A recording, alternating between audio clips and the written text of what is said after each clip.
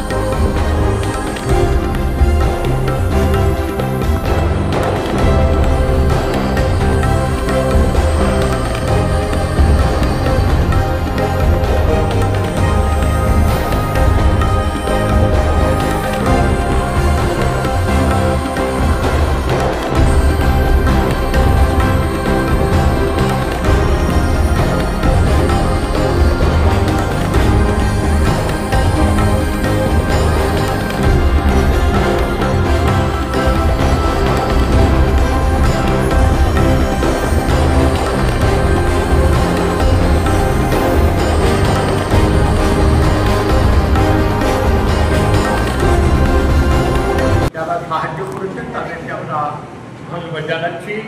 আমাদের পত্রিকা আপনারা সবাই দেখবেন, ভালো লাগবে, এটুকু বলেই আমি আমার কথা শেষ করছি। ধন্যবাদ। জলপাইগুড়ির সাহিত্য সংস্কৃতির ঐতিহ্যবাহী পত্রিকা জনমতের ১০০তম শারদ সংখ্যা প্রকাশিত হল। এটা আমাদের সকলের কাছে গৌরব, সাহিত্য জগতের গৌরব। ১০০ বছর ধরে নিরবিচ্ছিন্নভাবে এই সংখ্যাগুলো প্রকাশ হয়ে আসছে। আজকে তার ১০০তম সংখ্যাটা প্রকাশিত হলো।